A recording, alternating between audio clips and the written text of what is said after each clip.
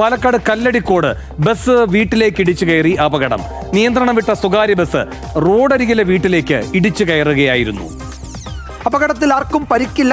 തലനാരിഴയ്ക്കാണ് ഒരു വലിയ അപകടം, ഒരു ദുരന്തം ഒഴിവായത്. അതിന്റെ CCTV ദൃശ്യങ്ങൾ പുറത്തു വന്നിട്ടുണ്ട്. ആ ദൃശ്യങ്ങളിലേക്ക് പോകാം.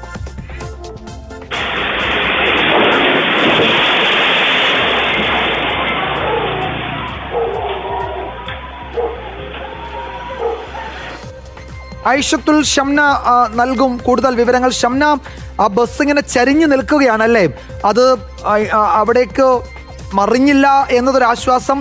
ആർക്കും പരിക്കില്ല, വീട്ടിലുള്ളവർക്കും ബസ്സിലുള്ളവർക്കും ഒന്നും പരിക്കില്ലല്ലോ അല്ലേ? അത് തന്നെ വലിയൊരു ആശ്വാസം.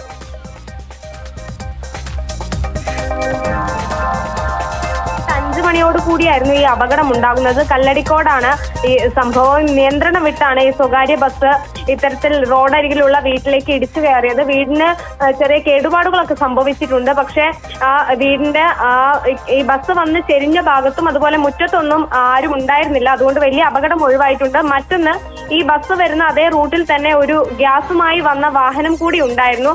അങ്ങോട്ടേക്ക് ബസ് എത്തിയില്ല എന്നുള്ളതും വലിയ ആശ്വാസമാണ്. അത് തമ്മിൽ കൂട്ടിയിടിച്ചില്ല എന്നുള്ളതും വലിയ ആശ്വാസം ഉണ്ടാക്കിയിട്ടുണ്ട്.